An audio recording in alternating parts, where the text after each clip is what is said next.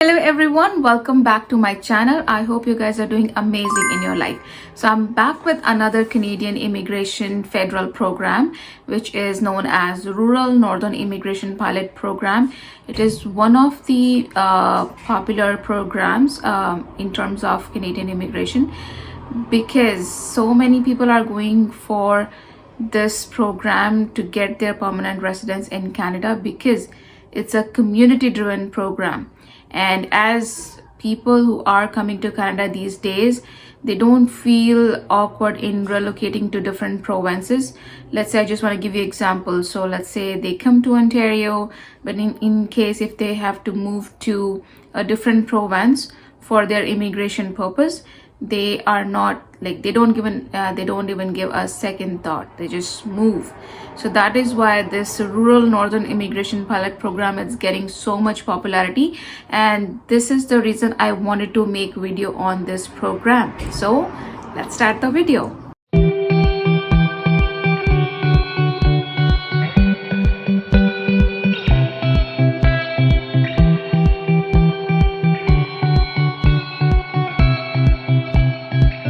What is Rural Northern Immigration Pilot Program? So as you can see on your screen, it's a community-driven program. It is designed to spread the benefits of economic immigration to smaller communities by creating a path to permanent residence for skilled foreign workers who want to work and live in one of the participating communities. So now we talk about the communities. So every province has its own community and its own communities which are ready to accept people from different countries. Those people, they can live in the community, they can work in the community, get their permanent residence, and they can settle in the communities. So you can see on your screen the communities which are accepting the immigration applications.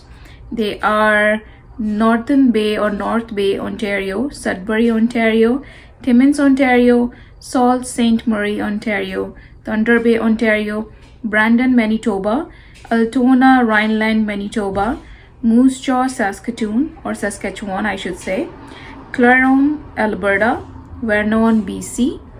So these were the communities which are accepting the permanent residence applications, which are giving the recommendations to applicants who are interested to live, work, and settle in these communities. Now let's talk about the fees, the processing time. So the fees for Rural Northern Immigration Program, it starts from 1,365 Canadian dollars. And I said start because in case if you have a spouse on your application, if you have children, the fees will naturally increase. If you are showing or if you are bringing your dependent children as well, then it's going to be 230 Canadian dollars per child. The processing time as per IRCC website is 6 to 12 months. But again, I will say if your file is complete, IRCC got all the information which it needed to process your application for permanent residence, it can take sooner than 6 months or 12 months. If IRCC is needing more information, the IRCC is sending you notifications from time to time to upload further documents or re-upload documents, then it can take even more than 12 months. But 6 to 12 months is the processing time, which is as per IRCC's website. Let's talk about the eligibility criteria for Rural Northern Immigration Program. So you can see on your screen, you must have qualifying experience or you must have graduated from a publicly funded post-secondary institution in the recommending community. You must meet or exceed the language requirements. You must meet or exceed the educational requirements. You prove that you have enough money to support your transition into the community. You meet community-specific requirements. You have temporary resident status if you are in Canada when you apply. So if you meet all these requirements, you can start to look for an eligible job in the community. And once you get the job from the employer who is in one of those communities, what should your job offer contains or should consist of? So you can see on your screen, as a candidate, you must have a genuine job offer to work in one of the participating communities. Your job offer must be for an occupation at a skill level related to NOC or tier category that matches your work experience.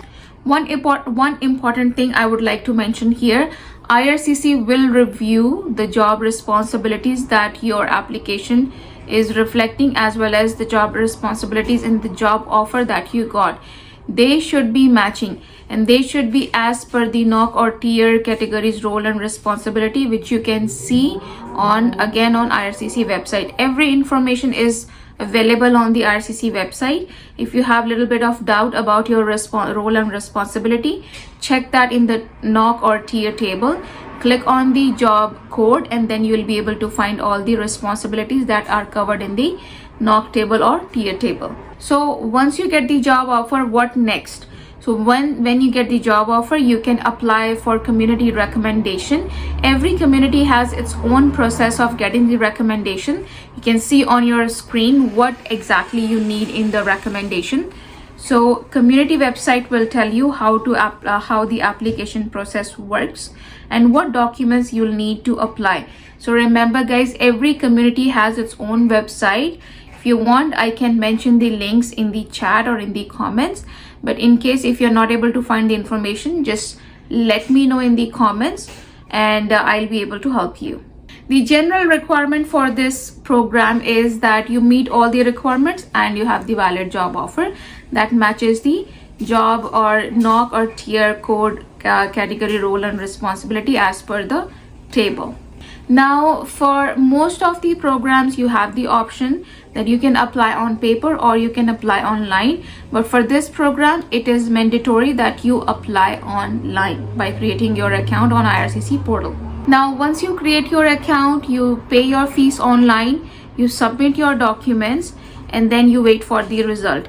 Once your application gets approved, of course, you will be submitting the other documents as well for your PR application, your biometrics, medical, police certificates, your educational credential assessment, and everything. And once your application is submitted, again, it's completely dependent on IRCC what decision IRCC will give. If it's positive, that's good. If it's not, IRCC will let you know what you can do, what are the next steps that you can take for your refused application.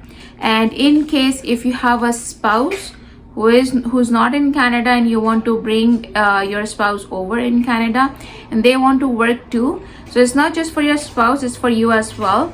So you can apply for bridging work permit while you or until you get the permanent residence status, and same is for your spouse. But one thing here is, if your spouse is applying for work permit, they can only apply or they can only work in that specific community in which you have applied or for which you have got the recommendation to get your PR status. So this is one important thing to note. Your spouse, if your spouse is coming to Canada and they want to work, they're getting their work permit, but they cannot work for any employer. They have to specifically work in that community only. If you are applying in Manitoba community, your spouse cannot work in Ontario communities. So that's something you have to take care of. And this was all about this program. I gave you the information. I shared the information with you.